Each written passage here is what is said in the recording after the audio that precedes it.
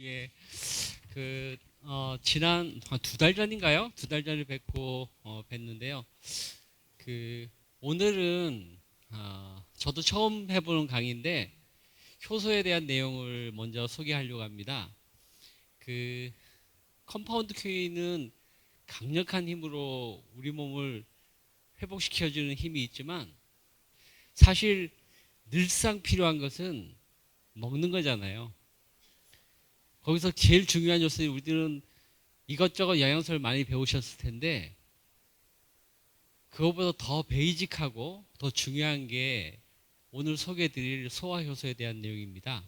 그래서 그 소화효소에 대한 내용을 어떻게 소개해드릴까? 그 영상을 좀 밑으로 하면 되나요? 예, 예. 생각을 해보다가 뭐 생각만 이것저것 해보다가 정리를 하고 저도 이렇게 정리하는 시간이 처음인 것 같아요. 이것저것 강의를 많이 해봤는데 효소를 타겟팅해서 강의한 건 처음인 것 같은데 어떤 게 중요할 것인가 그 부분에 대해서 이 강의를 통해서 여러분들이 잘 숙지하는 시간이 됐으면 좋겠습니다. 내가 먹는 음식이 나다 이런 얘기는 우리가 굉장히 많이 보고 듣고 하는 거잖아요. 근데 내가 먹는 음식은 음식인데 왜 내가 될까? 어떤 과정을 통해서 내가 될까? 그 중간에 과정이란 게 있거든요. 그 과정을 이해하는데 우리는 밥을 먹고 빵을 먹고 그다음에 뭐 채소도 먹고 고기도 먹고 하는데 걔는 걔고 나는 난데 걔가 내가 되는 과정이 필요하잖아요. 그것을 설명드리는 과정입니다. 영양학에서는 내가 먹은 음식들이 그냥 사용되는 게 아니라 이렇게 영양소로 분리가 돼요. 단백질, 탄수화물, 지방, 비타민, 미네랄, 효소, 뭐 식이섬유 이런 것들로 구성이 돼요. 그래서 모든 것을 이걸로 풀어내거든요. 영양소가 돼서 내 몸을 구성하기도 하고 에너지로 사용되기도 하고 호르몬으로 사용하기도 하고 항체를 만들어서 병균에 대응하기도 하고 그렇게 해서 내 몸에서 기능을 하잖아요. 근데 이제 우리가 그 모든 과정이 먹는 것에서부터 시작돼요. 먹는 것을 통해서 소화되고 흡수가 되면 그때 아까 설명드린 그런 영양소가 되는 거예요. 단백질도 되고 탄수화물도 되고. 근데 단백질을 그냥 사용하지 않고 탄수화물을 그냥 사용하지 않아요. 지방도 그냥 사용하지 않아요. 뭔 과정을 거치는데 그게 소화 과정이에요. 소화 과정이 되면 이 탄수화물과 지방과 단백질은 우리 몸에서 에너지를 발생시키는 데 사용되고 그 다음에 지방과 단백질과 무기질과 비타민들은 몸을 구성을 해요. 탄수화물은 빠졌죠. 탄수화물은 몸을 구성하는 요소가 아니에요. 굉장히 많이 먹는데 다 에너지원으로 사용되고 구성하는 것은 지방, 단백질, 무기질, 비타민이고 물과 무기질과 이런 것들이 합쳐서 몸의 생리 기능을 조절하게 되어 있습니다. 이 그림이 시사하는 게 그런 것들이에요. 근데 이제 그 탄수화물 에너지를 발생하는데 이제 비율이 탄수화물 65%, 지방이 20%, 단백질 15% 요게 이제 이상적이라고 표현하는 것이죠. 근데 여러분 다이어트 할 때는 탄수화물 거의 제로 상태에 먹잖아요. 왜냐하면 저 탄수화물이 지방이 되기 때문에. 그러니까 지방이 되는 탄수화물을 안 먹으려고 하는 거죠. 근데 칼로리는 섭취해야 되니까 지방 섭취량을 많이 늘리죠. 이렇게 이용해서 내 몸을 적절하게 사용할 수가 있겠죠. 운동하는 사람들은 단백질 섭취량을 이거보다 훨씬 더 많이 늘립니다. 엄청 많이 늘려요. 그렇게 해서 내가 원하는 몸으로 날 만들어 가는데 그런 의미에서 보면은 내가 먹은 것이 내가 되는 거예요. 근데 이 모든 과정에 소화라는 과정이 필수적으로 들어가잖아요. 소화 과정이 안 되면 심각한 문제가 생깁니다. 사실 소화 과정이 왜 생겼을까 제가 옛날에 고민을 많이 했어요. 왜 탄수화물 그냥 이용하지? 비타민을 이용하지? 근데 그 과정을 거치지 않고 다 소화시켜요. 어디까지 소화시키냐면 소고기면 소의 유전자가 없어질 때까지, 돼지고기면 돼지의 유전자가 없어질 때까지. 그게 남은 상태로 내 몸에 들어오면 면역 반응이 일어나잖아요. 그러니까 완전히 분해해서 원래 개체가 가지고 있는 유전자가 없어져야 돼요. 그래야지 내 몸에서 저항 없이 받아들일 수 있거든요. 그리고 다시 만드는 거예요. 그래서 이제 소화 요소가 여러 가지 과정 속에서 사용되게 됩니다. 그래서 여기 보면 녹말은 이제 탄수화물을 대표하는 거고요. 그다음에 단백질은 육류를 대표하는 거고, 지방은 우리가 아는 것이죠. 그래서 이제 침에서는 아밀레제가 나오고, 이자 췌장에서는 단백질, 탄수화물, 지방을 분해하는 효소가 다 나오고, 그 위에서는 이제 단백질을 분해하는 효소만 나오고, 뭐 지방은 쓸개즙, 담즙이 거의 전담하다시피 해서 이게 작동을 해요. 근데 이걸 작동하는데 소화효소로만 단독으로 작동하는 게 아니라 거기에 맞는 조건들이 있어요. 위산이 있어야 되고, pH가 맞아야 되고, 여러 가지 조건들이 있고, 온도가 맞아야 되고, 그런 조건들이 다 맞아야지만 온전하게 소화가 돼요. 소화되는 과정을 통해서 뭘 원한다고요? 영양소를, 내 몸이 필요한 영양소를 집어넣어 주는 거예요. 그럼 그 영양소가 어떤 기능을 하기에 꼭 소화 과정을 거칠까? 이게 필요한 거거든요. 온전하게 영양소가 들어오느냐 아니면 불량한 영양소가 들어오느냐를 결정짓는 게 소화 과정이에요. 여러분들이 오늘 굉장히 좋은 한우 스테이크를 드셨어요. 근데 잘 먹으면 내 몸에 필요한 호르몬도 되고 여러 가지 기능을 하겠지만, 잘못 먹으면 화장실 들락날락 해야 돼요. 그리고 소화가 안 돼서 병원을 가셔야 돼요. 그리고 아침에 일어나면 몸이 퉁퉁퉁 붓고 이런 일이 벌어지죠. 소화 과정을 제대로 거치지 못했기 때문에.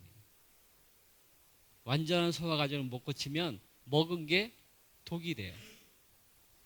먹은 게 내가 되고 진정한 내 안에서 살아나게 하려면 소화 과정이라는 과정이 철저하게 필요합니다. 그래서 만약 단백질을 소화하면 이 단백질이 들어오면 아미노산으로 분리가 되거든요. 굉장히 다양한 아미노산이 우리 몸에서 만들어져요. 분리가 된 다음에 얘가 다시 만들어져요. 우리 몸의 체조직을 만들고, 호르몬을 만들고, 효소를 만들고, 항체 등을 만들어요. 그래서 이렇게 작동되고, 그 중에서 남는 탄소들이 있으면 이게 다시 에너지로 전환이 되고, 그리고 남는 게 있으면 단백질로 그냥 남아있는 게 아니라 내 몸의 상황에 따라서 지방으로 가기도 하고 탄수화물로 바뀌기도 해요. 단백질로 들어왔는데 내 몸 안에서는 내가 필요한 대로 바꿨어요. 제가 지난번에도 강의했던 것 같은데, 만약 여러분이 한 20일 굶잖아요. 그럼 탄수화물이고 단백질, 지방 하나도 안 들어왔잖아요. 탄수화물은 내 몸을 구성하는 요소가 아니니까 없어. 그럼 뭘 해요? 지방을 분해하고, 단백질을 분해하고, 내 이빨을 분해하고, 뼈를 분해해서 다 써요. 그래서 안 죽어요. 그러니까 딱 그 원소이기 때문에 그렇게 간다는 것은 상황에 따라서 바뀔 수가 있어요. 그러니까 우리 몸은 그렇게 자율적으로 움직이게 이렇게 구성이 돼 있어요. 기가 차게. 그 단백질이 들어오면 여러 가지 아미노산을 분비됩니다. 아미노산은 이런 식으로 만들어져 있어요. 분자 구조가 HN, HC 이런 식으로 구성이 되는데, 이거 하나하나가 아미노산이거든요. 하나하나가 아미노산인데 이런 네 가지 구성으로 만들어져 있습니다. 그래서 필수 아미노산이 있고 꼭 필수가 아닌 비필수 아미노산이 있고 기타 아미노산이 있어요. 필수 아미노산이 제일 중요할 것 같잖아요. 근데 진짜 중요한 것은 몸에서 원래 가지고 있게 만들어요. 그러니까 비필수 아미노산이 절대적으로 필요한 거고, 여기서 필수 아미노산은 내가 먹어줘야 되는 거예요. 그러니까 꼭 필요한 건 아니라는 뜻이죠. 근데 거기다 필수란 단어를 썼어요. 여기는 필수적으로 먹어라. 그래야지 산다. 만약에 필수 아미노산을 여러분 안 먹으면, 비필수 아미노산에 분리돼서 필수 아미노산을 만들어요. 그러니까 진짜 필수는 비필수 아미노산이 더 필수죠. 근데 여러분이 내가 필수 아미노산을 안 먹으면 진짜 중요하기 때문에 필수로 저기 들어가 있는데 쟤를 분해해서 쓰이기 때문에 몸의 효율성이 되게 나빠지는 상황이 벌어지죠. 그래서 필수 아미노산을 챙겨서 드셔야 돼요. 그래서 내가 조금 덜 먹거나 먹었는데 꼭 필요한 게 안 들어오거나 부족하게 먹거나 그러면 건강한 몸과 건강한 효소 이런 것들에 대한 기능이 잘 일어나지 않겠죠. 그래서 그게 필요한데 전제 조건이 소화라는 거예요. 근데 이 아미노산은 하는 일이 너무 많아요. 우리 몸을 그냥 거의 다 살린다 할 정도 생각하시면 돼요. 여러분이 병원에 가서 나 영양제 맞으러 왔어요 하면 그게 주는 영양소가 이 아미노산 영양제예요. 아미노산 영양제를 주면 얘가 효소도 만들고 에너지도 만들고 기운도 차리게 하고 다 해줘요. 소화효소도 얘가 만들고 그게 다 만들어줘요. 그래서 얘는 그러면 몸 안에서 하는 일은 생명과 관련된 일에 관여하지 않는 것이 한 가지도 없다. 너무 많아. 그래서 일일이 설명하면 오늘 날 새도 설명이 다 안 돼요. 다 한다. 그렇게 이해하시면 됩니다. 몇 가지 설명드리면 이 아미노산이 결합해서 2개 만들면 그 디아미노산이 되고 3개가 붙으면 트리아미노산이 되고 10개 이상이 모이면 올리고 아미노산이 되고 50개 이상이 되면 이제 그 폴리아미노산이 되고 100개 이상이 붙이면 이제 그때 단백질이라고 표현을 해요. 근데 단백질로 기능하는 것보다 아미노산이 여러 개가 붙어서 모여있는 펩타이드로 기능하는 것이 훨씬 더 많아요. 우리 몸에서. 그래서 이렇게 보면 우리는 이제 줄기세포라는 게 있다는 걸 여러분이 아시잖아요. 줄기세포가 내 몸에 필요한 요소, 그 세포들 새로 만들거든요. 간 세포도 만들고 머리 세포도 만들고 피부 세포 만들고 다 만드는데 나이가 들수록 만드는 기능이 점점 약해지죠. 줄기세포도 늙기 때문이에요. 근데 얘를 회춘하는 기능이 있다는 걸 들어보신 적 없죠? 줄기세포도 회춘을 해요. 해보니까. 그때 회춘하도록 돕는 펩타이드라는 게 있어요. 그래서 회춘하도록 도와줘요. 늙었던 줄기세포가 아주 완전히 분화됐던 줄기세포가 다시 역분화를 하기도 해요. 거꾸로. 그래서 미성숙 세포로 돌아가기도 해요. 그때도 펩타이드가 작동해요. 이 펩타이드는 아미노산이 붙어서 만들어지는 거였어요. 그래서 기능을 대표하는 것들은 아미노산이 붙어서 펩타이드 형태로 기능을 합니다. 병원에 가면 항암제도 놓고 방사선 치료도 해서 암을 막 죽이잖아요. 암이 죽으면 암세포가 분열돼서 이렇게 사체가 나오잖아요. 그죠? 그 사체를 보면 치우는 게 다 면역세포들이에요. 사체가 나오면 면역세포들이 달려가서 걔를 다 잡아먹어. 근데 잡아먹는데 처음에는 면역세포가 걔를 잡아먹고 그냥 소각해버리는 게 아니라 일부를 끄집어내서 펩타이드로 딱 끄집어내요. 내가 잡아먹은 암세포가 이거예요 하고 그걸 표시하는 항원을 만들어내요. 그게 이제 펩타이드 형태로 만들어내는 거예요. 그러면 다른 면역세포들이 보다가 뭐야? 그들이 이런 게 있었네? 그럼 이런 게 보이면 암세포구나. 이렇게 인지를 해요. 그러니까 정보를 전달할 때도 펩타이드를 이용해서 정보를 하죠. 그리고 우리가 어떤 균이 왔는데 그 균을 다 잡아먹고 사멸됐어. 없어졌어. 그래서 다 나섰어. 근데 나중에 또 그 균이 또 올 수가 있잖아요. 그때는 처음처럼 면역 반응을 거치면 며칠씩 고생하거든요. 바로 면역 반응을 할 수 있으면 더 좋죠. 그래서 그걸 기억세포라는 것이 있어요. 그 기억세포가 펩타이드로 그걸 만들어서 기억을 해요. 원균을 다 복원하고 있으면 덩치가 커지잖아요. 근데 다 잘라서 아주 작은 그 바이러스나 그 세균을 대표할 수 있는 표식만 딱 만들어서 그것을 기억인자로 딱 가지고 있어요. 그러다가 10년 후에, 5년 후에 똑같은 균이 들어오면 아, 바로 그 경험했어. 이렇게 대응하면 돼 하고 바로 대응하게 만들어요. 그것도 펩타이드.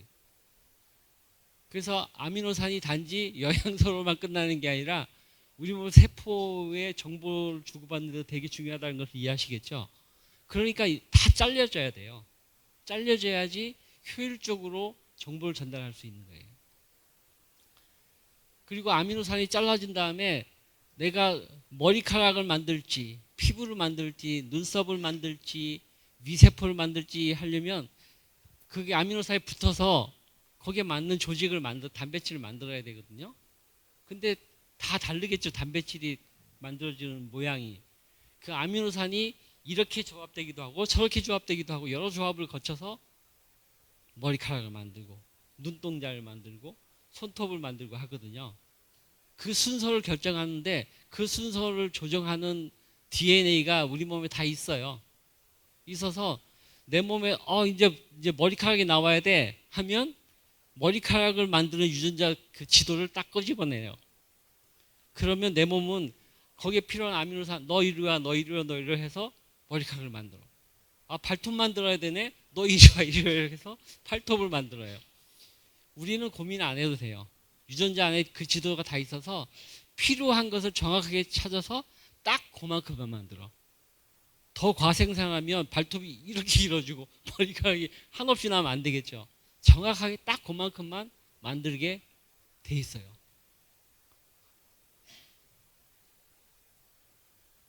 그래서 이 모든 것을 단백질로 다 만들어요. 이 단백질로 만들면 그 겉을 싸고 있는 것이 지방이에요.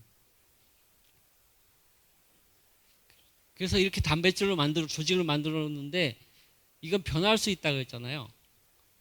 내가 이렇게 단백질을 먹었는데 운동을 안 하면 지방이 쌓여. 운동을 하면 내가 운동한 그곳에 근육이 만들어져.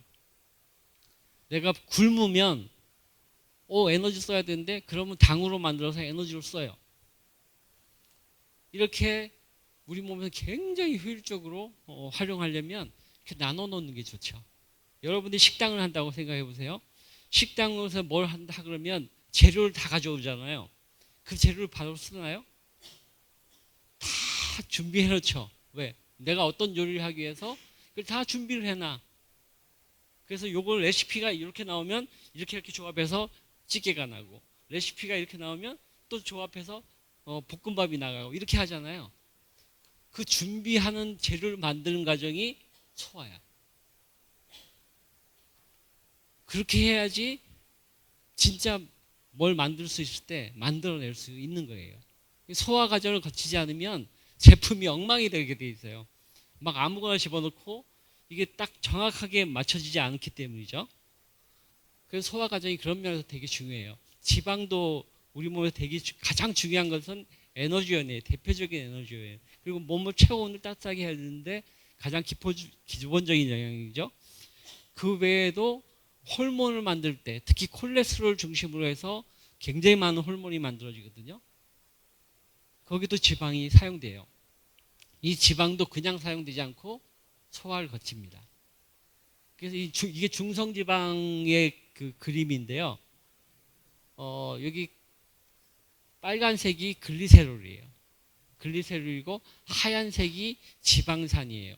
그리고 검은색이 이제 결합이 되어 있는 모습이에요. 그래서 세 개의 글리세롤, 하나의 글리세롤 이렇게 세 개의 글리세롤에 세 개의 지방산이 붙는 이런 분자 구조로 보면 이렇게 생겼어요. 이렇게 지방산과 글리세롤을 만들어서 중성지방이 만들어지죠. 콜레스테롤은 또 다른 모양이 되겠죠. 그러니까 이대로 못 쓰고 소화를 시켜야 돼요. 그리고 콜레스테롤에 대해서 이론이 굉장히 많았었는데 콜레스테롤은 우리 몸에서 반드시 필요한 것 중이에요. 내가 안 먹잖아요. 절대 콜레스테롤 안 먹어. 그래도 콜레스테롤은 0이 안 돼요. 왜? 콜레스테롤은 내가 안 먹어도 항상 필요한 만큼 다 만들어져요. 간에서 장에서. 그러니까 얘는 필수 영양소가 아니야. 근데 그런 게 더 중요한 거라겠죠. 몸에서 꼭 필요하니까. 그러니까 얘는 내가 안 먹어도 이걸 가지고 담즙도 만들고 비타민 D도 만들고 남성 호르몬도 말고 여성 호르몬도 만들고 혈당 조절하는 것도 만들고 체온도 조절해주고 그 혈압도 조절해주고 조절 안 하는 게 없어요. 굉장히 많은 부분에서 콜레스테롤이 관여해요. 그래서 콜레스테롤을 걱정을 하는데 노른자가 콜레스테롤 덩어리잖아요. 그죠? 노른자 먹으면 콜레스테롤이 올라갈까요? 안 올라갈까요? 잠시 올라가요. 근데 조금 있으면 정상이 돼요. 왜? 그 노른자에는 콜레스테롤을 분해시키는 레시틴이 굉장히 많거든요. 그러니까 여러분 레시틴 영양제를 계속 먹는데 그냥 계란 먹는 게 더 나아요. 그러니까 그 전체적인 개념을 이해하지 못하면 그 영양소에 빠져들어가서 거기에 또 우리가 속기 마련이에요.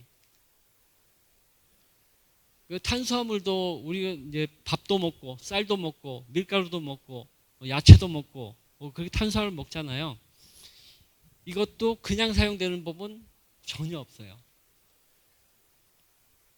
그래서 얘가 이제 똑같이 에너지원이 되기도 하고 섬유소를 공급해주고 지질 대사 속도를 너무 빨리 안 하게 천천히 가게 하고 혈당이 천천히 올라가서 살이 찌지 않고 적절하게 사용되도록 그런 역할을 하거든요.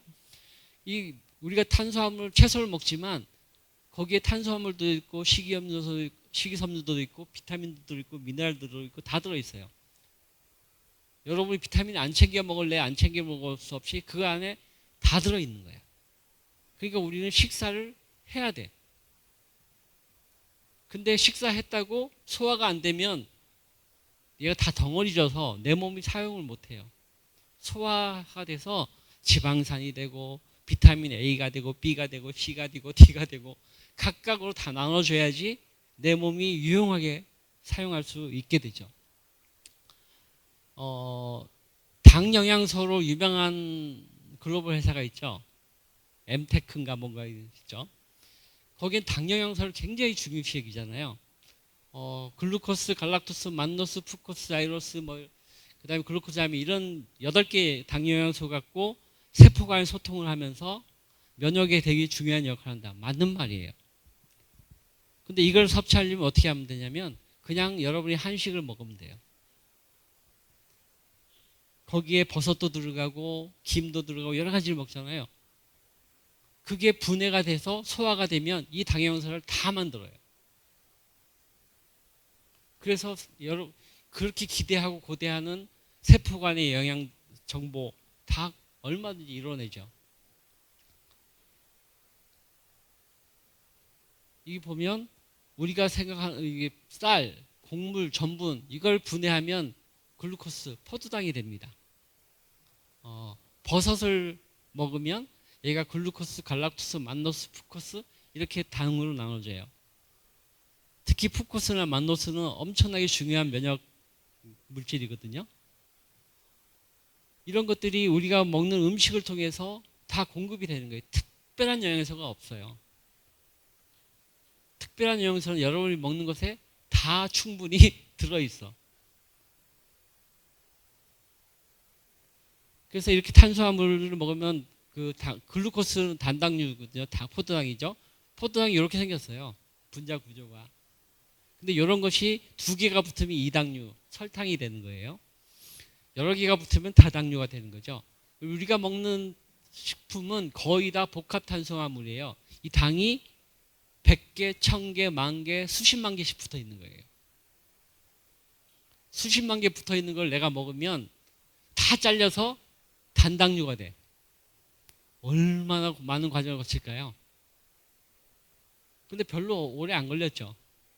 그렇게 빨리 이렇게 만드는 것이 효소예요. 얘가 아니고 여러분이 화학적으로 자르려고 하면 수십만 개를 수십만 번을 잘라야 되잖아요. 그렇게 안 해도 돼. 효소는 엄청난 속도로 그걸 가능해요. 그래서 효소를 설명할 때 물리학적으로 설명하지 않고 양자 이론으로 설명을 해요. 어떻게 그렇게 빠른 일이 일어나냐. 그 효소가 양자 이론의 그 대표적인 증거예요. 이렇게 탄수화물을 섭취하면 단당류를 만드는데 그때 많은 효소가 필요해요. 그렇게 만들면 필요한 영양소가 만들어지고 플러스 에너지가 만들어져요. 그래서 그 에너지 갖고 제가 말을 하고 걷고 뛰고를 하는 거예요.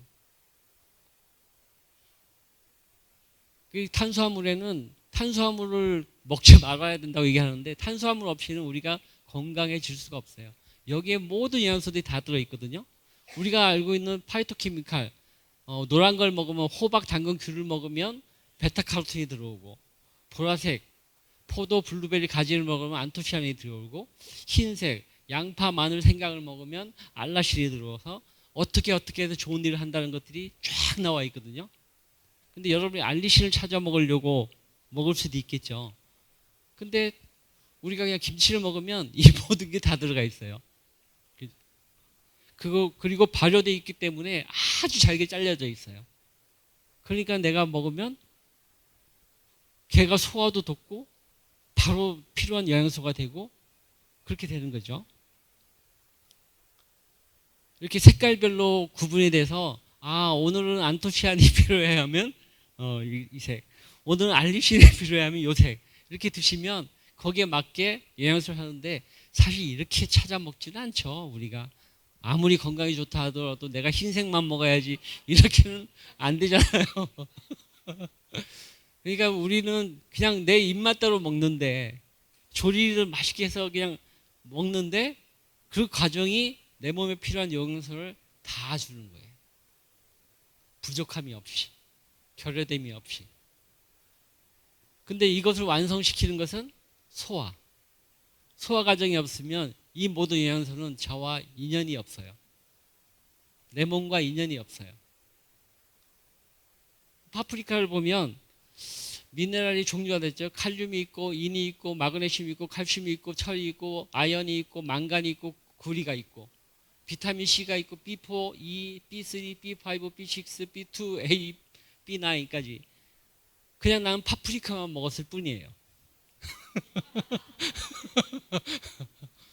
모든 식품에 다 이렇게 복합적으로 들어있어요. 그러니까 얘를 그대로 먹었으면 좋겠는데 우리는 그대로 안 먹어. 얘를 칼질하고 불질하고 기름질하고 해서 온갖 방식으로 변형을 해서 먹는 게 거기에 문제가 있어요. 항상 자연물에는 우리가 모르는 영양소들이 가득가득 있어서 내 입맛대로 먹기만 해도 나를 만들어준다. 이걸 잊으시면 안 돼요. 그래서 거기에 있는 미네랄이 자연스럽게 내 몸에 들어오는 거예요. 미네랄은 원래 어디서 나와요? 땅에서 나와요. 토양에서 나와요. 토양에 있는 흙을 우리가 먹어서 소화를 못 시키잖아요. 근데 식물이 그걸 뿌리로 가져와서 얘를 다 이온화시켜요. 그래서 우리 식물을 먹으면 이온화된 미네랄을 섭취하는 거예요. 얼마나 멋있는 프로세스예요. 내 몸은 소화를 못 시키는데 식물을 먹으면 이온화된 미네랄을 종류대로 다 먹을 수 있는 거예요. 그러니까 다양한 곳에서 나오는 식물을 먹으면 다양한 미네랄을 섭취할 수 있겠죠. 기가 차게 잘 디자인이 된 것이죠. 그래서 이런 얘네들이 뼈를 만들고 효소 작용을 하는데 얘가 없으면 효소가 안 움직여요. 그리고 중급속을 배출하는데 얘네들이 꼭 필요하고 얘가 없으면 비타민이 안 움직여요. 호르몬이 안 움직여요. 그러니까 미네랄이 꼭 필요하죠. 그래서 우리는 내가 어떤 게 필요하니까 미네랄 중에 뭐가 필요해 이렇게 고민 안 해도 그냥 먹으면 다 들어와 있어. 몸이 가장 잘 사용할 수 있도록 딱 준비돼서 딱 들어오는 거예요. 그래서 이렇게 미네랄은 인체를 구성하고 우리 몸에 필요한 기능을 하고 또 이런 pH 조절, 혈압 조절, 다양한 기능을 숨어서 다 하고 있습니다. 여러분이 고민 안 하셔도 돼요. 비타민이 영양소로 굉장히 많이 사용되어 왔잖아요. 비타민 B군이 부족하면 에너지가 안 만들어져요.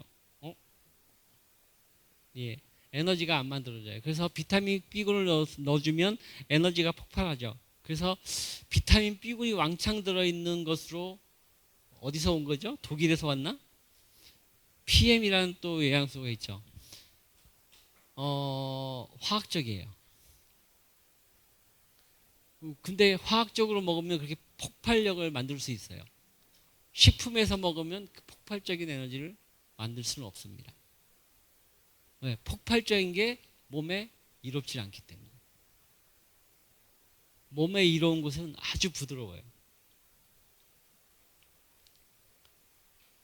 비타민 C, 비타민 G, 비타민 Q라고 이름 붙여진 항산화 비타민들도 다 음식 속에 있어요. 그냥 여러분이 이게 어디 들어있는지 찾아보지 않아도 여러분 먹는 것에 다 있어요. 그래서 우리 몸은 이 모든 영양소가 다 필요하기 때문에 종합 영양제가 사실 필요해요. 근데 왜 이렇게 많은데 왜 우리가 영양제를 먹어야 돼요? 얘를 고스란히 내 몸으로 가져오지 못하기 때문에. 아까 말씀드렸잖아요. 일단 토양이 좋아야 되는데 토양이 시들시들해. 그러면 이 모든 영양소를 이온화 상태로 다 만들지 못하겠죠? 그리고 이걸 우리가 그대로 생으로 먹는 사람이 요즘 거의 없잖아요. 다 조리해서 먹죠. 그리고 이 만드는데 옛날에는 농약이라는 게 없을 때는 다 이렇게 자연적으로 했겠지만 지금은 다 약이 들어가잖아요. 그런 여러 가지 요소들이 있어서 내 몸이 자연 그대로 받아들일 수 있는 조건이 잘 안 돼요. 그러니까 현저하게 적게 들어오고 들어왔는데 내 몸에서 사용되는 효율성이 그리고 활성도라고 하는데 활성도가 뚝 떨어져. 이론적인 것처럼 안 나타나죠. 그러니까 더 많이 필요한 것이에요. 그리고 현대인들은 더 많은 예전과 달리 굉장히 복잡하게 살아요. 보는 것도 너무 많고 듣는 것도 많고 생각하는 것도 많고 굉장히 많은 스트레스상이 살잖아요. 그럼 스트레스 받으면 내가 감정적으로 에너지를 많이 썼다 이렇게 생각하시면 끝날 것 같죠? 아니요. 여러분이 스트레스 받으면 여러분에서 비타민이 엄청나게 소진되고 있습니다. 미네랄이 막 타서 날아갑니다. 난 스트레스 받고 염려 좀 했을 뿐인데 내 몸의 영양소가 그거에 대응하기 위해서 엄청나게 에너지를 만들고 저항을 해야 돼. 난 일 하나도 안 했고 염려만 했거든요. 여러분이 효소를 다 사용했고 아미노산 엄청나게 날렸고 비타민 미네랄 수없이 날려버렸어요. 그러니까 힘이 없는 거예요. 개가 있어야지 힘이 생기고 뭔가를 창의적으로 하는데 우리가 그렇게 살고 있는 거예요. 그리고 아까 탄수화물 먹으면 식이섬유들이 많죠. 이런데 그죠? 식이섬유들이 이렇게 물에 녹는 게 있고 안 녹는 게 있어요. 안 녹는 것은 청소하는 데 도움이 되죠. 안 녹으면서 얘네들 이것저것 다 가져가서 데리고 나가니까 장 청소, 쓸데없는 것들을 청소하는 데 도움이 되죠. 그럼 녹는 것은 천천히 흡수되게 해요. 여러분이 탄수화물 많이 먹거든요. 우리나라 사람들이 탄수화물 엄청 좋아합니다. 탄수화물 아까 아이디라는 게 65%라고 얘기를 했는데 평균적으로 80%를 섭취해요. 우리 에너지 열량의 80%를 탄수화물로부터 받아들여요. 그러면 탄수화물이 과하게 들어오잖아요. 그리고 얘가 그냥 그 생탄수화물 현미를 씹어 먹진 않잖아요. 백미를 해서 얘를 밥을 해가지고 먹거나 그걸 누린지를 해서 먹거나 다양하게 조리를 하잖아요. 그러면 당이 굉장히 빨리 올라가는 구조로 바뀌거든요. 그럼 당이 너무 빨리 올라가면 내 몸은 항상 일정한 수준을 유지하려고 하는데 갑자기 당이 많이 들어오겠죠. 그러면 무슨 일이 바빠지냐면 인슐린이 바빠져. 당을 빨리 정상화시켜야 돼. 그래서 인슐린이 나오잖아요. 인슐린이 나오면 당을 어디로 가져가요? 지방으로 가져가지. 그러니까 뱃살이 나와. 그리고 인슐린이 많아지면 내 몸 면역력은 바닥을 치게 돼 있어요. 그래서 여러분이 맛있는 당을 먹었는데 여러분의 면역을 바닥을 만든 거예요. 그리고 여러분 안에 쓸데없는 지방을 축적시킨 거예요. 근데 그냥 현미로 먹거나 생쌀을 씹어 먹거나 하면 절대 지방이 안 쌓입니다. 왜? 소화 과정이 너무 힘들고 에너지가 엄청 많이 사용되거든요. 축적될 지방이 없어. 그러니까 우리는 돼지가 지방이 엄청 많을 거라고 생각하잖아요. 자연으로 기르면 지방이 없다니까요. 얘네들이. 우리랑 똑같은 운동 엄청나게 하는 사람과 정도의 체지방밖에 안 나와요. 근데 얘를 가둬놓고 먹이니까, 그러니까 지방이 디륵디륵 찌는 거예요. 그래서 돼지가 됐는데, 실제로 돼지는 체지방이 운동한 헬스남 같은 수준이에요. 인위적으로 조정이 된 거예요.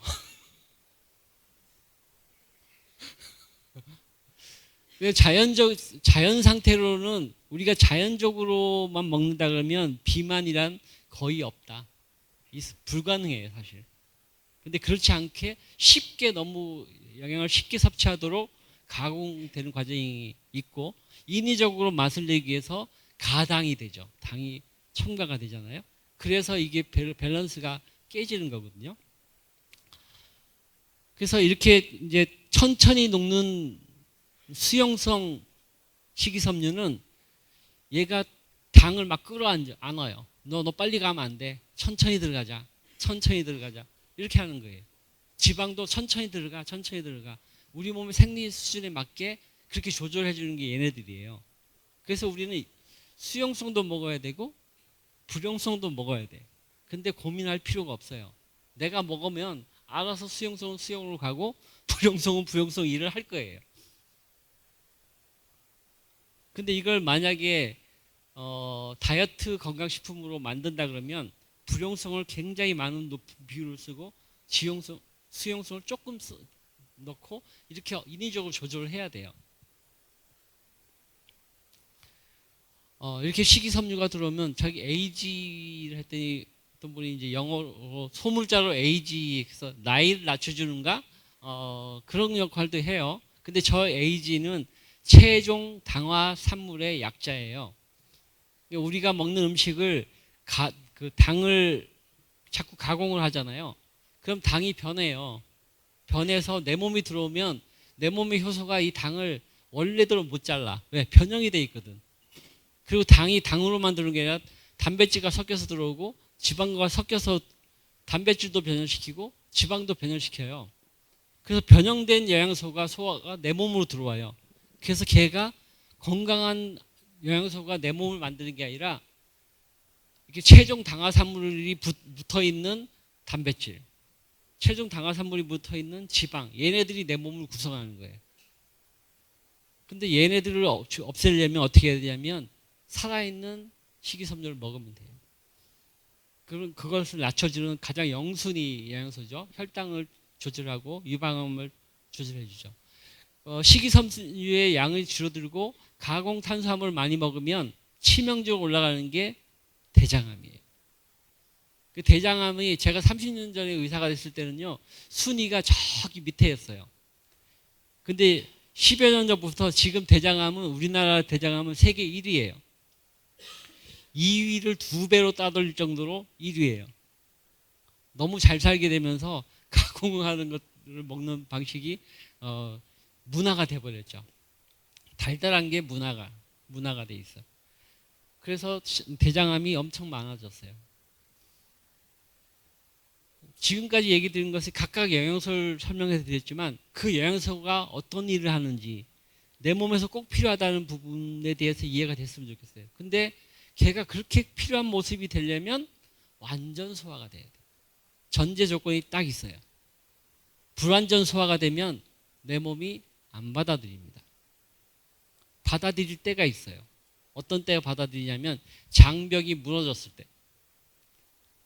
장벽이 건강하다면 절대 안 받아들입니다. 소화 안 된 걸. 소화 대담한 것은 여태까지 수고가 많이 들어갔어도 다 버립니다. 근데 장벽이 손상되는 거예요. 그래서 장누수증후군이라는 얘기를 들어보셨죠? 음식을 먹으면 피곤하고 막 피부에 막 가려움이 생기고 알러지가 생기고 면역 반응이 다양하게 나타나고 그런 게 이제 장누수증후군인데 장벽이 탄탄하지 못해서 그래요. 그 장벽을 부실하게 만들어 놨어. 뭐가? 소화되지 않은 단백질이. 제일 대표적인 게 뭘까요? 밀가루. 밀가루에 카제인 단백질이 글루텐 단백질. 좀처럼 소화가 안 돼요. 그래서 장벽이 붙어서 소화가 돼야지 장벽을 통해 장육모세포를 통해서 들어갈 텐데 딱 들어붙어서 안 움직여. 그리고 거기에 염증을 만들어. 염증이 만들어진 장벽은 날아가요. 또 우유에 카제인 단백질이 좀처럼 소화가 안 돼요. 걔도 똑같이 장벽을 다 날려보내요. 근데 걔네들이 어디 있어요? 여러분이 면 좋아하시죠? 그럼 밀가루에 글루텐 단백질을 잘 드시고 계신 거예요. 먹기는 되게 좋은데 세포 속으로 좀처럼 안 들어갑니다. 빵을 좋아하시죠? 케이크를 좋아하시죠? 달달한 과자 만났을 때 우리 행복하게 먹자 하시죠? 그러면 카제인 단백질을 잘 넣고 계신 거예요. 그게 조금 들어오면 몸이 재생이 가능한데 계속 먹으면 장 전체가 다 염증이 생길 거 아니에요. 그럼 장벽이 무너지거든요. 그러면 소화 안 된, 완전 소화된 것들만 들어가야 되는데 소화되지 않은 아미노산, 소화되지 않은 지방산, 소화되지 않은 다당체들이 얘네들이 들어가요. 그러면 얘는 들어오면 안 되잖아. 그러면 내 몸의 면역세포들이 출동을 하는 거예요. 그래서 알러지가 생기는 거고 아토피가 생기는 거고 여러 가지 염증이 생기는 거예요. 이게 면역학 이론과 연관이 돼 있어요. 그러니까 제가 지난 시간에 CK에 대해서 아주 훌륭하게 설명했지만 여러분이 소화제를 잘 드시면 굳이 필요 안 할 수도 있어요.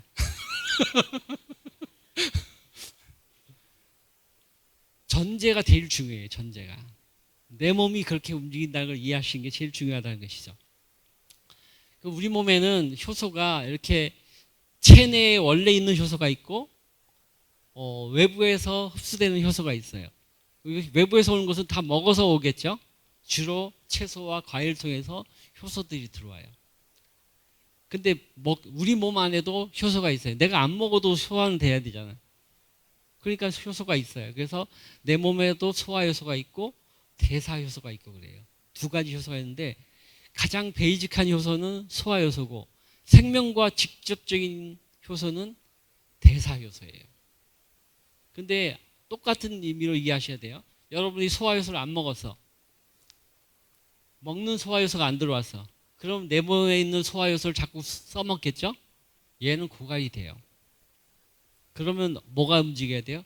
대사 효소를 끄집어서 써야 돼요. 얘가 대사를 해야 되는데 소화까지 해야 되네. 그럼 얘도 고갈이 돼요. 근데 이 대사 효소는 보충할 방법이 없어. 소화 효소는 소화제를 먹으면 되는데 대사 효소는 한 번 고갈되면 영원히 채울 수가 없어요. 그러니까 그 이후로는 영원히 병자로 사는 거예요. 그 대사 효소를 보존시키려면 뭘 해야 돼요? 소화 효소를 해야 돼요. 거기에 답이 있는데 그 얘기는 아무도 안 하거든요. 그 효소는 우리가 에너지를 쓴다고 했잖아요. 내가 먹는 것을 아까 고기도 생고기가 있고 생고기를 먹지는 않죠 사실. 끓여서 먹거나 뭐 튀겨서 먹거나 구워서 먹거나 하죠. 그럼 소화가 좀 비교적 잘 되겠죠. 생고기를 먹는다 하더라도 이렇게 숙성시켜서 먹으면 소화가 더 잘 되겠죠. 왜? 발효 과정이 일어나니까. 숙성이라는 게 발효 과정이거든요. 그러면 소화가 더 잘 돼요. 근데 그렇게 먹었어도 그 고기가 내 몸에서 아미노산으로 돼가지고 단백질 되는데 얼마나 시간이 오래 걸리겠어요. 근데 우리는 조금 먹고 한 3, 40분 지나면 벌써 기운이 생겼어. 어떻게 그런 일이 이러죠? 소화효소 때문에. 소화효소가 반응 속도를 10만 배, 억 배, 10억 배씩 빠르게 만들어요. 불가능할 정도로 빠른 속도로 이게 가능하게 만들어주는 게 효소가 하는 일이에요. 그래서 원래는 고기를 먹으면 얘를 소화시키기 위해서 에너지가 들어가야 돼요. 에너지가 들어가서 이만큼의 에너지가 돼. 여기 이렇게 그랬는데 이만큼의 에너지가 필요하거든요. 걔가 들어가서 아미노산이 되는 거예요. 근데 효소를 넣으면 조금만 들어가도 돼. 에너지 효율을 엄청나게 좋게 하고 반응을 엄청나게 빠르게 해주고 그리고 우리가 원하는 것은 안전하게 잘 만들어내고 거기서 또 잘했다고 또 에너지까지 줘요. 요만큼 에너지를 썼는데 이만큼의 에너지를 주는 거예요. 그게 효소가 하는 일이에요. 그러니까 우리가 조금 먹고도 생활할 수 있는 거죠. 이렇게 에너지를 우리가 살아가는 데 필요한 에너지를 만들어주고 또 항산화 기능도 효소가 하잖아요. 그래서 우리 몸에는 아까 저렇게 음식을 먹으면 그걸 대사해서 소화시키고 또 그 만든 것을 가지고 단백질도 만들고 뭐 이것저것 만들어야 되잖아요. 이 모든 과정이 공장을 돌리는 거거든요. 화학 공장을 돌리는 건데 돌리다 보면 뭔가 생기게 돼 있어요. 우리가 이제 불로 조리를 하잖아요. 불로 조리를 하면 가스를 쓰거나 기름을 쓰거나 뭐 하잖아요. 그렇게 하면 연기가 나오죠. 그름이 나오죠. 그게 이제 여기서 생각하는 활성산소예요. 모든 게 에너지가 될 때는 반드시 그름이 나와요. 활성산소가 나와요. 안 나오는 경우는 없어요.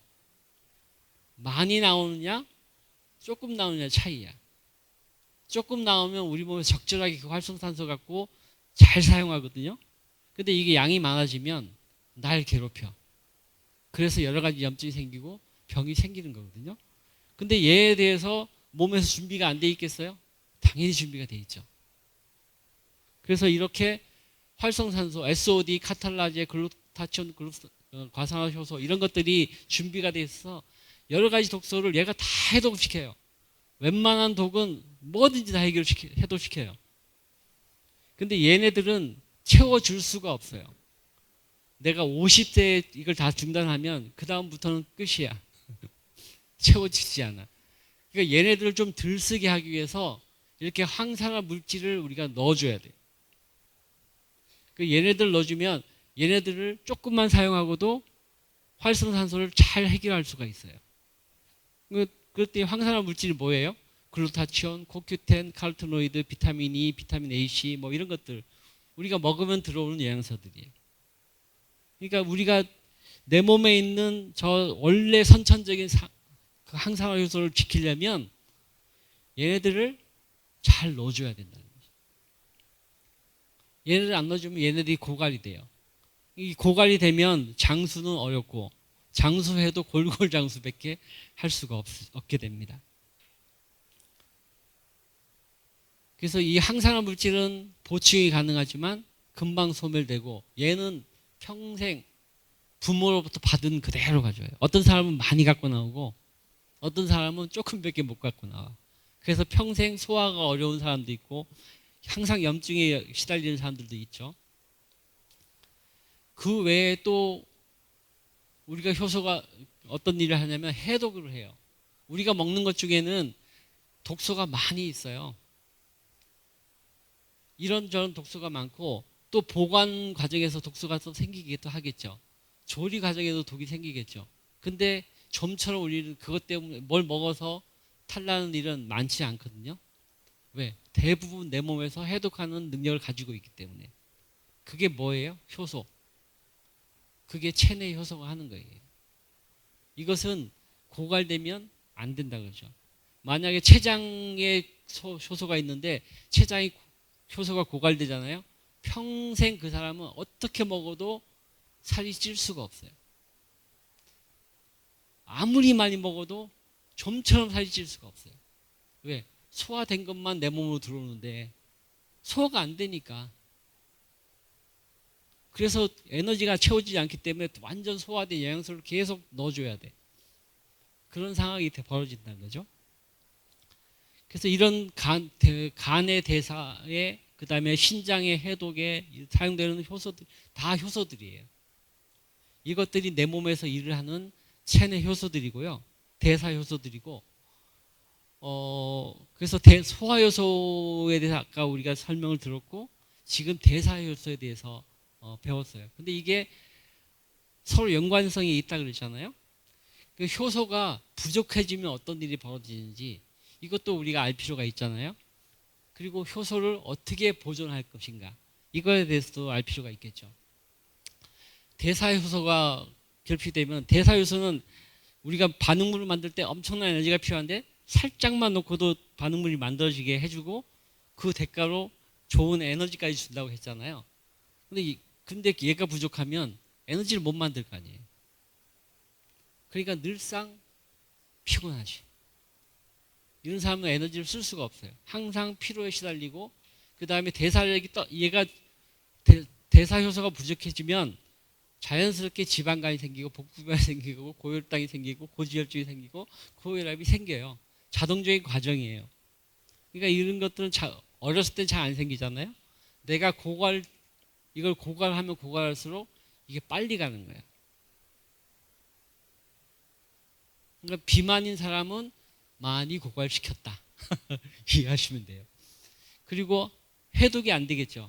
아까 대사 효소가 해독을 한다고 해서 해독이 안 되겠죠. 그 다음에 산화 스트레스. 아까 산화 스트레스, SOD나 이런 것들이 내 몸에서 생기는 활성산소를 영하한 것들을 다 해결해 준다고 했는데, 걔가 해결이 안 되면 무시무시한 병이 생깁니다. 그것은 이따가 컴파운드 K에 대한 설명할 때 다시 설명을 드리도록 하겠고요. 이것들 때문에 DNA가 손상이 되고 지방이 과산화되고 노화가 굉장히 빠르게 진행이 되죠. 그 다음에 유전자 정보를 복제하는데 오류가 생겨요. 그래서 돌연변이가 생기고 암이 생기고 하는 것이죠. 그러니까 대사 효소가 결핍이 되면 치명적인 문제가 벌어진다. 소화 효소가 결핍이 되면 소화가 안 되죠. 소화가 안 돼서 복부에 가스 차고 복통이 생기고 지방분해 효소가 부족하면 지방 설사가 나오게 돼요. 그리고 소화를 시킨 만큼 내 몸으로 들어오는데 근육이랑 지방이 축적이 잘 안 되겠죠. 그래서 살이 빠지게 돼요. 영양결핍이 되고, 그리고 이런 해독도 잘 안 되기 때문에 알레르기, 만성염증, 브레인포그는 머릿속에 뭐가 낀 것 같은 거예요. 그래서 생각이 안 나. 뭘 집중을 할 수가 없어. 그 상태가 된 거예요. 깨끗한 상태로 돌아야 되는데 이게 안 되는 거죠. 그리고 대사가 안 되기 때문에 무력해지고 이런 일이 벌어져요. 근데 주로는 여기서 오다가 계속 계속 소화 효소가 부족하면 이렇게 진행이 되는 거예요. 근데 이렇게 내가 잘 못 관리해서도 생기지만 그냥 가만히 생겨도 나이가 들면서 이 효소를 생산하는 능력이 점점 떨어져요. 효소를 생산하는 능력이 떨어지니까 효소가 부족해서 생기는 과정이 자연스럽게 일어나겠죠. 겹치면 더 빨라지는 거고. 그래서 효소가 결핍이 되면 노화가 되면 효소 생산이 안 돼. 그것 때문에 소화효소의 문제, 결핍 생기고, 산화 스트레스가 증가하면 그거에 대해서 대응하는 게 효소예요. 효소에 의해서 비타민이 사용되고 아미노산이 사용되고 미네랄이 사용되고 하면서 내가 그 스트레스에 대응할 수 있도록 해주거든요. 그러니까 혼자 사용되는 게 아니라 같이 대량으로 함께 사용되게 돼 있습니다. 그래서 이 산화 스트레스가 증가하면 효소 기능이 떨어지고 그 결과는 암이 생기거나 자가 면역장애 생기는데 그 전 증상이 만성적인 염증이에요. 그리고 잠이 안 오게 되고, 이거 이상하게 됐네요. 이렇게 생기는 사람들은 대부분 생활이 불규칙해요. 자야 될 때 자야 되고 일할 때 일하고 쉴 때 쉬어야 되는데 이게 잘 안 돼. 너무 한쪽으로 가면 그 활성산소가 엄청 많이 생기고 그 활성산소를 해결하기 위해서 내 몸에서는 산화 스트레스가 높아지는 거예요. 그러니까 이 스트레스가 감정이라고만 생각하면 안 되고 내 몸을 불편한 모든 요소들이 다 스트레스거든요. 여기서는 산화적인 스트레스가 생기는 거죠. 그 다음에 이렇게 가공식품을 먹거나 초가공식품을 먹으면 식품 자체에 있는 비타민, 미네랄, 효소가 없어져. 이게 다 살아있는 상태로 내 몸에 들어와야 되는데 내가 가공을 해서 먹으면 이미 절반, 50%, 60%, 70% 다 빠진 상태에서 초가공이 되면 아예 제로 상태로 들어와요. 효소를 넣어줘야 되는데 더 갉아먹는 상황이 벌어지죠. 그리고 이제 병원에서 약 처방을 받잖아요. 항생제 처방 받고 소염제 처방하고 이거 처방 받으면 얘를 또 내 몸으로 대사시켜야 되거든요. 대사 효소가 엄청나게 사용됩니다. 약을 좋아하시면 안 되는 이유가 약을 먹으면 먹을수록 내 몸의 대사 효소는 엄청나게 빠르게 소진이 됩니다. 위산이 저하되는 경우가 있어요. 위산 억제제를 위궤양 속쓰리다고 계속 위산 억제제를 먹으면 단백질 분해 효소가 제 기능을 못해요. 그래서 그걸 잘 먹어서 살 좀 찌고 싶어서 처방을 받았는데 살이 더 안 쪄. 그런 일이 벌어질 수가 있어요. 이런 굉장히 다양한 요소들이 우리 삶 속에서 녹아 있습니다. 그래서 우리는 제가 오늘 강조드리고 싶은 것은 효소를 좀 아껴주시라는 거예요. 효소를 보존해야 된다는 거예요. 이 방법을 배워가시면 여러분들이 고생한 보람이 있을 거라고 생각합니다. 제일 중요한 거기 때문에 빨간색으로 썼어요. 소식을 하면 효소가 덜 필요해요. 왜? 소화 효소도 덜 필요하고 대사 효소도 덜 필요하고 적절하게 운동을 하면 그 자체가 소화를 도와주기 때문에 소화 효소를 덜 쓰게 되죠.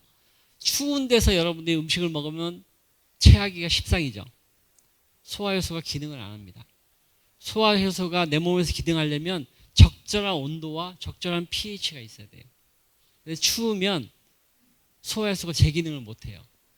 그 존이 되게 좁아요. 그래서 온도가 0.5도만 낮아져도 소화 효소의 기능은 50%가 날아가 버려요. 그러니까 추운 데서 먹으면 안 돼요.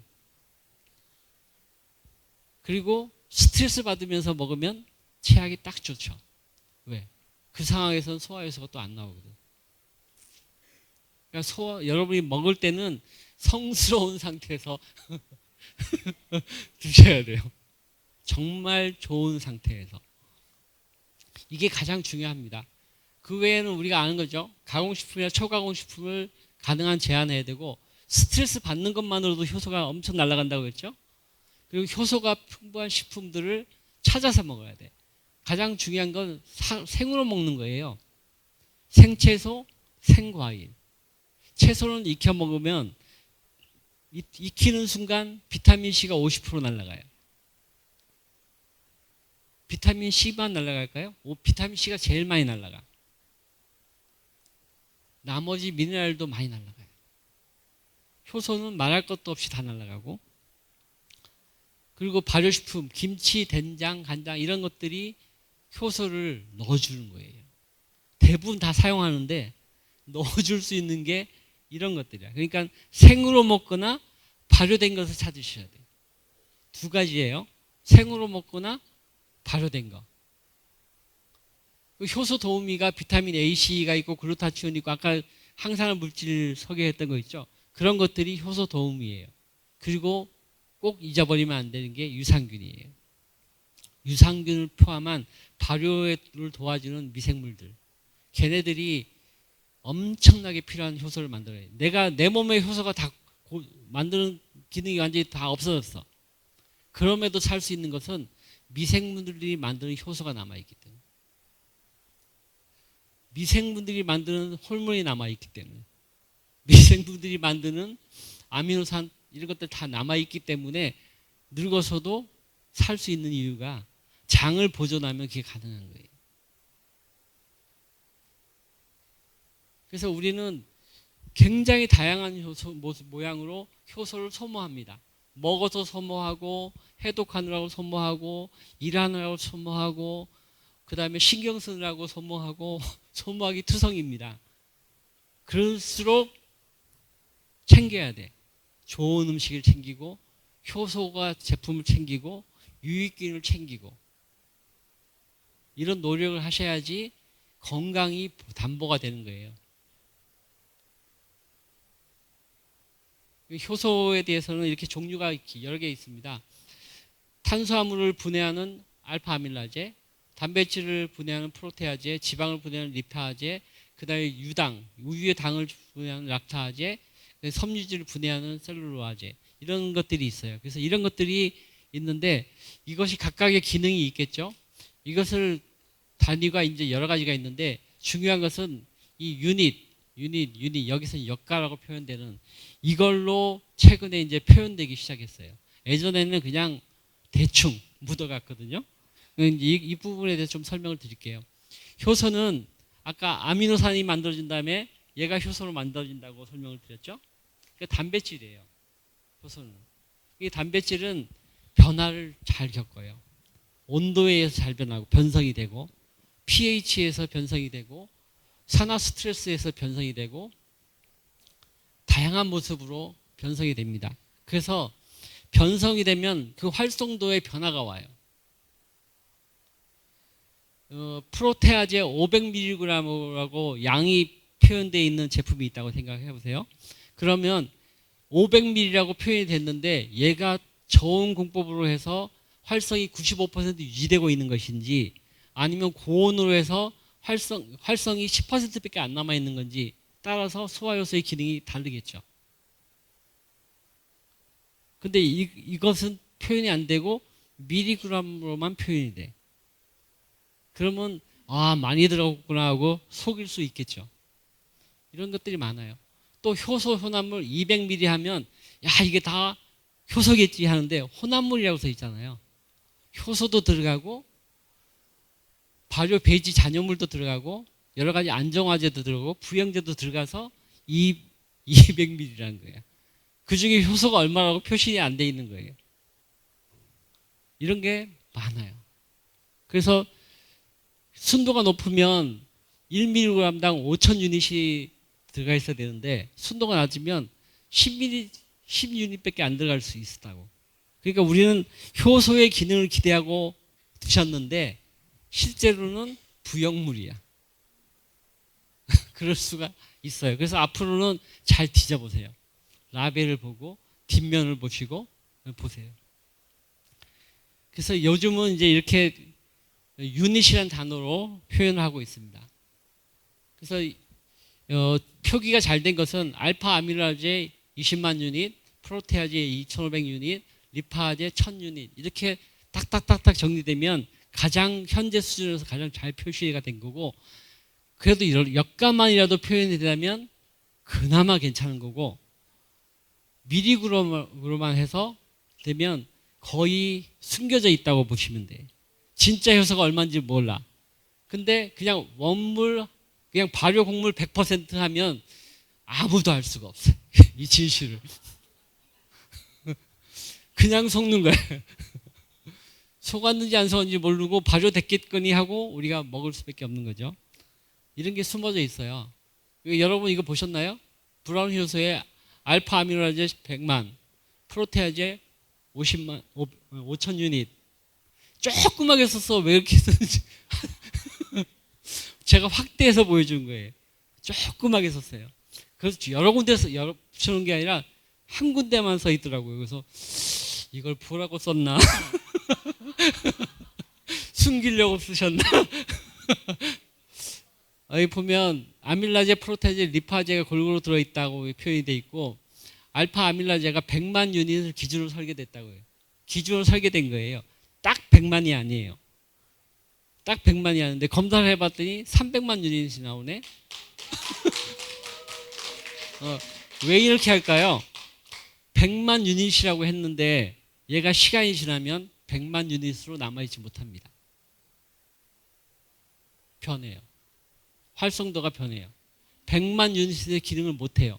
그러면 1년이 지나도 100만을 보장하려면 200만을 넣어야 되고 250만을 넣어야 되고 300만을 넣어야 돼요. 그러니까 여기서 100만은 최소한 여기까지를 보장한다는 표현이에요. 이해되시죠? 그래서 이렇게 표현한 것과 다르구나. 그걸 그렇게 읽을 수 있으셔야 돼요. 근데 거의 표현이 잘 안 돼요.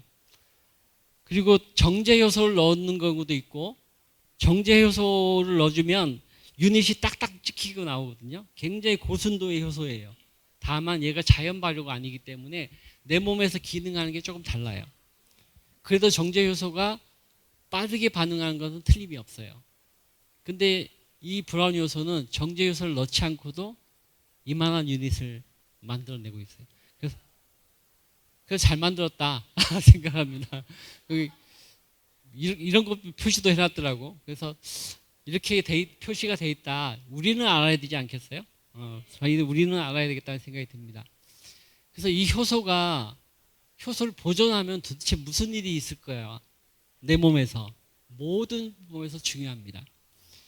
대사계에서는 에너지 효소를 잘 만들어줄 테기 때문에 피로가 없어지고 체중 조절이 편해지고 당뇨병 예방에 도움이 되고, 면역계에서는 감염에 대한 저항성을 올리고 면역력을 높여줘서 자가 면역 질환도 막아주고, 순환계에서는 고혈압이나 혈전증을 예방해주고, 소화기계는 당연한 주기니까 이렇게 되겠죠.